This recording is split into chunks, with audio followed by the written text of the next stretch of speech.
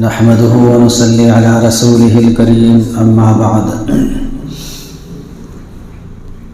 فأعوذ بالله من الشيطان الرجيم بسم الله الرحمن الرحيم يا أيها الذين آمنوا اتقوا الله وكونوا مع الصادقين صدق اللہ العظیم۔ اللہ تعالیٰ نے ہم سب کو دنیا کے اندر بھیجا ہے آخرت کی تیاری کے لیے۔ دنیا کے اندر ہر انسان کو کوئی نہ کوئی پریشانی اور کچھ نہ کچھ بیماری لگی رہتی ہے،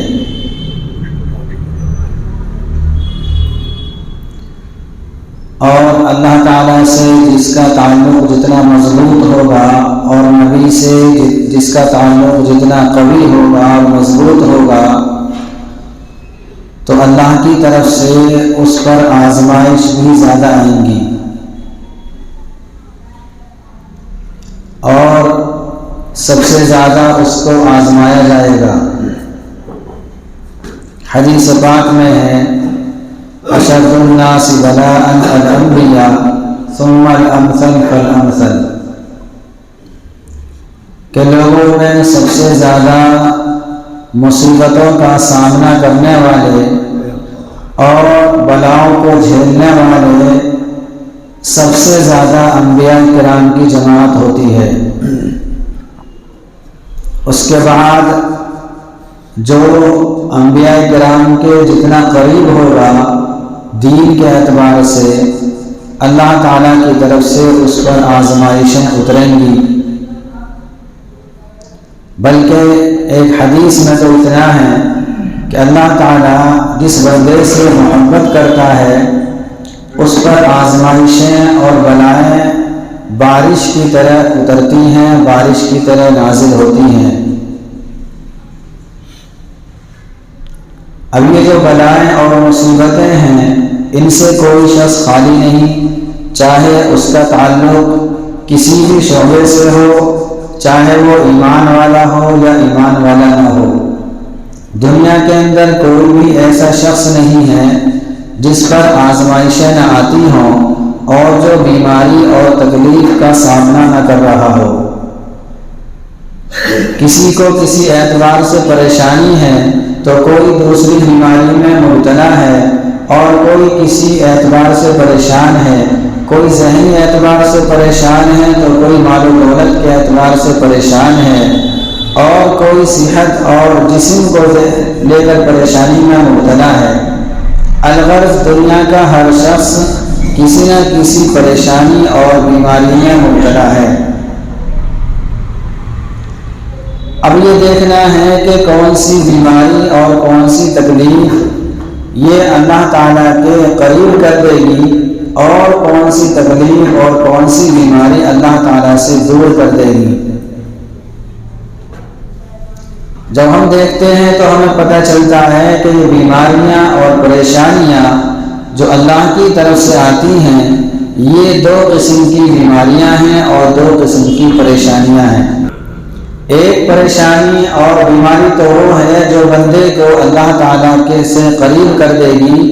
اور بندے کا تعلق اللہ تعالیٰ سے اور زیادہ بلند کر دے گی اور اس کے رفع درجات کا سبب بن جاتی ہیں۔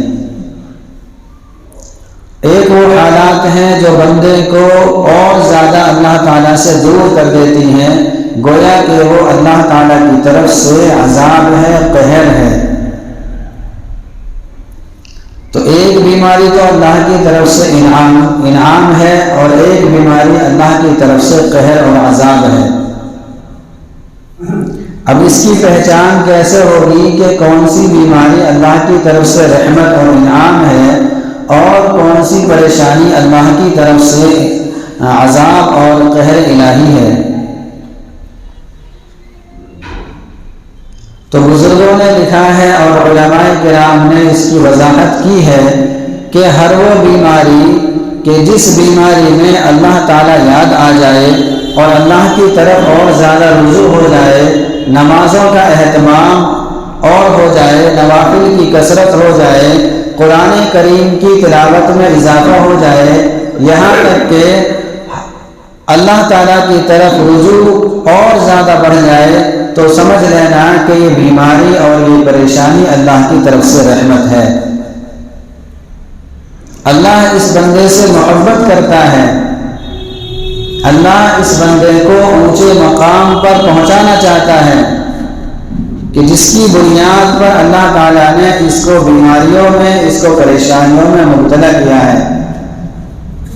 قرآن کریم میں ہے کہ اللہ تعالیٰ ارشاد فرماتے ہیں وَلَنَبْلُوَنَّكُمْ بِشَيْءٍ مِّنَ الْخَوْفِ وَالْجُوعِ وَنَقْصٍ مِّنَ الْأَمْوَالِ وَالْأَنفُسِ وَالثَّمَرَاتِ وَبَشِّرِ الصَّابِرِينَ، کہ ہم تم کو آزمائیں گے، ہم تم کو آزمائشوں میں مبتلا کریں گے، کبھی تو تم کو کچھ خوف دے کر، کبھی بھوک دے کر، اور کبھی مال میں کمی کر کے تم کو آزمائیں گے۔ اور اے نبی جی، آپ ان لوگوں کو خوشخبری سنا دیجئے جو ان حالات میں صبر کے دامن کو تھامے ہوئے رہتے ہیں، صبر سے کام لیتے ہیں۔ تو اگر ایسی بیماری ہے کہ جس بیماری نے آ کر اللہ کی طرف اور زیادہ توجہ بڑھا دی ہے، اللہ کی طرف اور اللہ کے رسول صلی اللہ علیہ وسلم کی سنتوں پر اس کو آمادہ اور کھڑا کر دیا ہے، تو یہ بات اس بات کی علامت ہے، اور یہ بیماری اس بات کی نشانی ہے کہ یہ اللہ کی طرف سے رحمت ہے، اللہ اس کے درجات کو بڑھانا چاہتے ہیں۔ اب سوال یہ پیدا ہوتا ہے کہ جب اللہ تعالیٰ کو بندے سے محبت ہے تو محبت کا تقاضا تو یہ ہوا کرتا ہے کہ اپنے محبوب کو، اپنے محب کو، یعنی جس سے محبت ہے اس کو آرام اور عیش و عشرت کی زندگی دی جائے، اس سے پریشانیوں کو ختم کیا جائے۔ یہاں تو الٹا ہو رہا ہے کہ اللہ تعالیٰ کو محبت ہے اور پھر بھی پریشانیاں دے رہا ہے۔ تو اس کا جواب آ گیا کہ جواب یہی ہے کہ اللہ تعالیٰ کو محبت ہے کہ وہ تمہارے درجات کو بہت اعلیٰ درجے تک پہنچانا چاہ رہا ہے اور تمہارے ٹھکانے کو اونچا کرنا چاہ رہا ہے، لیکن تمہارے اعمال اتنے زیادہ بلند نہیں ہیں، اتنے اچھے نہیں ہیں کہ تم اپنے اعمال کی بدولت ان درجات کو حاصل کر سکو۔ تو اللہ تعالیٰ آزمائشوں میں مبتلا کر کے کہ جب تم ان آزمائشوں میں رہ کر صبر کرو گے تو اللہ تعالیٰ تمہیں ان درجات تک پہنچا دے گا، لیکن شرط یہی ہے کہ صبر ہونا چاہیے۔ یہ مطلب نہیں کہ اللہ تعالیٰ سے بیماریوں کا مطالبہ کیا جائے اور اللہ تعالیٰ سے دعا کی جائے کہ مجھے تو بیمار کر دے، یہ اس کا مطلب نہیں ہے، بلکہ جب بیماریاں آئیں تو اللہ تعالیٰ سے ان کے بارے میں شفا کی دعا کی جائے اور ان پریشانیوں کے ازالے کے لیے دعاؤں کا اہتمام کیا جائے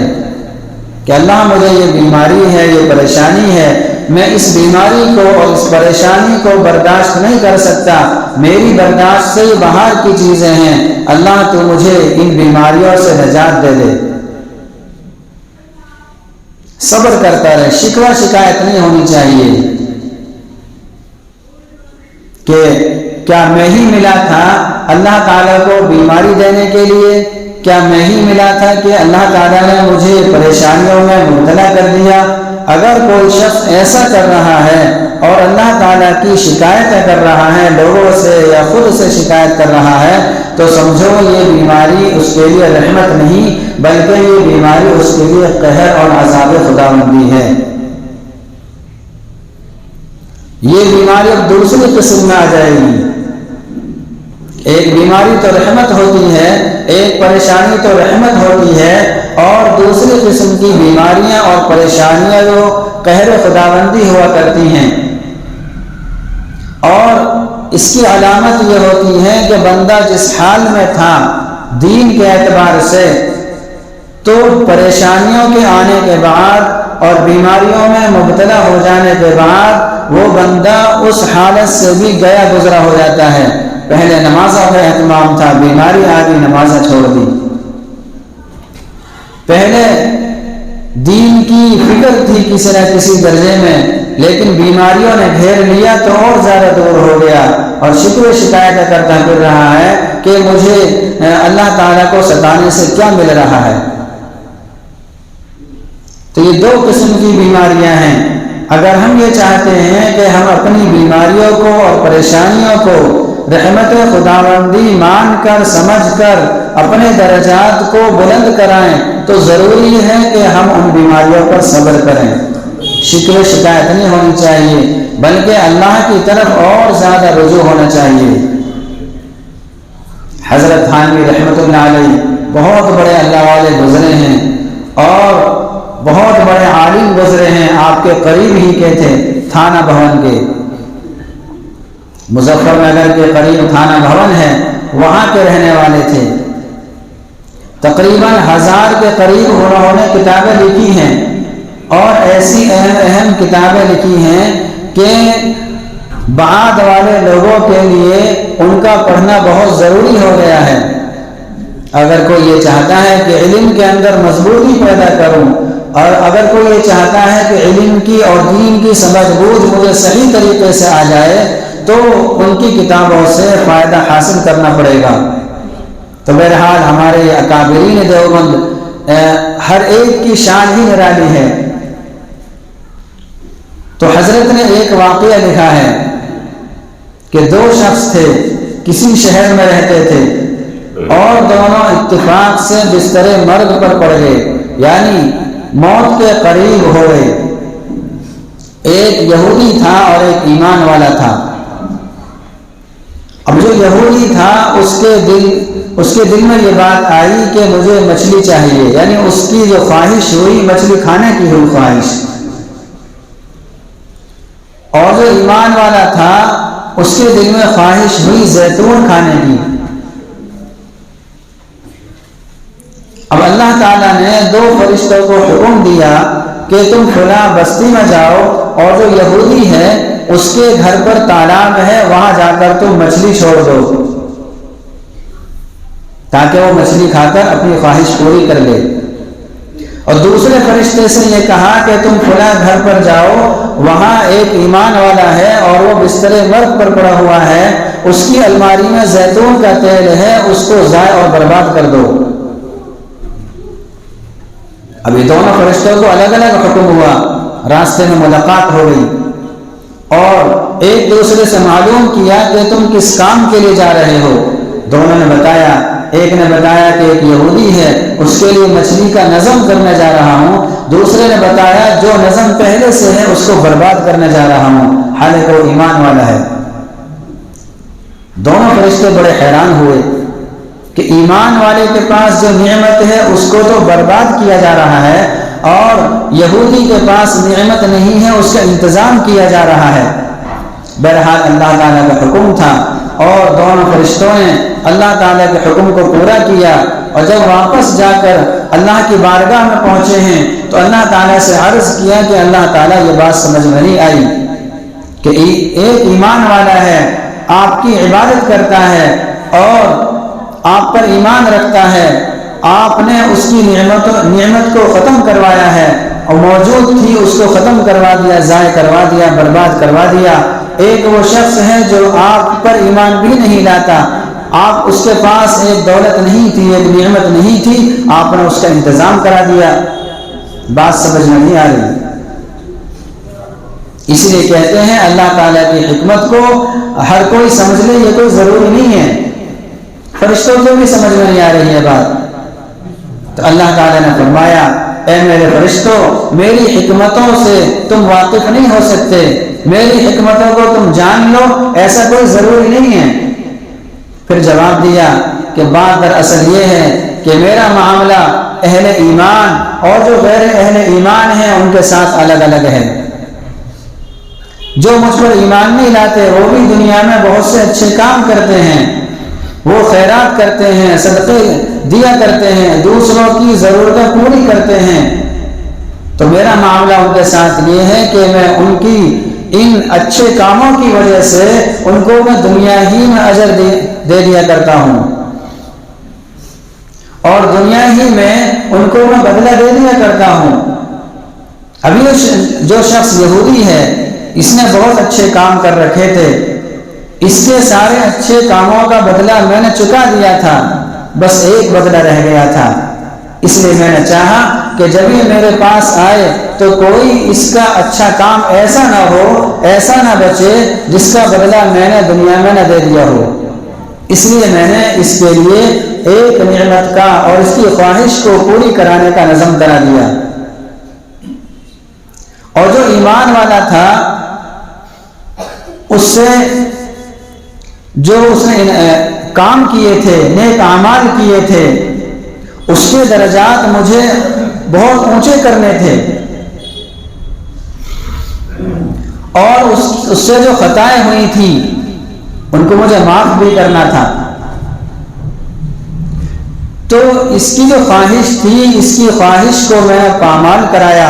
اس کی خواہش کو ختم کرایا، تاکہ جب اس کی خواہش کا خون بہے اور جب اس کی خواہش پوری نہ ہو تو اس کو رنج ہوگا، غم ہوگا، اور غم کی وجہ سے یہ صبر کرے گا تو اس کا ایک درجہ بلند ہو جائے گا، اور جہاں تک مجھے پہنچانا ہے وہاں تک یہ پہنچ جائے گا۔ جب یہ میرے پاس آئے گا تو اس کے درجات بلند ہو چکے ہوں گے جہاں تک مجھے پہنچانا ہے۔ تو میرے دوستو،